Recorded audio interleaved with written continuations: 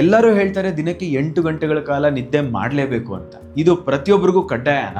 ತುಂಬಾ ಜನ ಕೇವಲ 6 ಗಂಟೆ ಮಲಗಿದ್ರು ಬೆಳಗ್ಗೆ ಆಕ್ಟಿವ್ ಆಗಿ ಇರ್ತಾರೆ. ಇನ್ನು ಕೆಲವರು 9 ಗಂಟೆ ಮಲಗಿದ್ರು ಸುಸ್ತಾಗಿರ್ತಾರೆ. ಸಿಂಪಲ್ ರೂಲ್ ಅಂತ 8 ಗಂಟೆ ಮಲಗಲೇಬೇಕು ಅಂತ ಹಾಸಿಗೆಯಲ್ಲಿ ಹೊರಳಾಡ್ತಾ ಇದ್ರೆ ನಿದ್ದೆ ಬರಲ್ಲ, ಬದಲಾಗಿ ಟೆನ್ಷನ್ ಶುರು ಆಗತ್ತೆ. ನಿಜ ಏನಂದ್ರೆ 8 ಗಂಟೆ ಕೇವಲ ಒಂದು ಆವರೇಜ್ ಲೆಕ್ಕ ಅಷ್ಟೇ. ಅದು ಎಲ್ಲರಿಗೂ ಒಂದೇ ತರ ಇರಲ್ಲ. ಸೈನ್ಸ್ ಪ್ರಕಾರ ವಯಸ್ಕರಿಗೆ 7 ರಿಂದ 9 ಗಂಟೆಗಳ ಕಾಲ ನಿದ್ದೆ ಬೇಕಾಗತ್ತೆ. ಆದರೆ ನಿಮಗೆ ಎಷ್ಟು ಗಂಟೆಗಳ ಕಾಲ ನಿದ್ದೆ ಬೇಕು ಅಂತ ಕಂಡುಹಿಡಿಯೋದು ಹೇಗೆ? ಬೆಳಗ್ಗೆ ಯಾವುದೇ ಅಲಾರಂ ಇಲ್ಲದೆ ಎಚ್ಚರವಾಗಿ ಇಡೀ ದಿನ ಆಕ್ಟಿವ್ ಆಗಿದ್ದು ಪದೇ ಪದೇ ಕಾಫಿ ಟೀ ಕುಡಿಯುವ ಅನಿವಾರ್ಯತೆ ಇಲ್ಲ ಅಂದ್ರೆ ಅದೇ ನಿಮ್ಮ ದೇಹಕ್ಕೆ ಬೇಕಾಗುವಂತಹ ಕರೆಕ್ಟ್ ನಿದ್ದೆ ಅಟೆ. ಅದು 7 ಗಂಟೆನೂ ಆಗಿರಬಹುದು ಅಥವಾ 8 ಗಂಟೆನೂ ಆಗಿರಬಹುದು. ನಾವು ಎಷ್ಟು ಗಂಟೆ ನಿದ್ದೆ ಮಾಡ್ತೀವಿ ಅನ್ನೋದಕ್ಕಿಂತ ಎಷ್ಟು ಚೆನ್ನಾಗಿ ಡೀಪ್ ಆಗಿ ನಿದ್ದೆ ಮಾಡ್ತೀವಿ ಅನ್ನೋದು ಮುಖ್ಯ.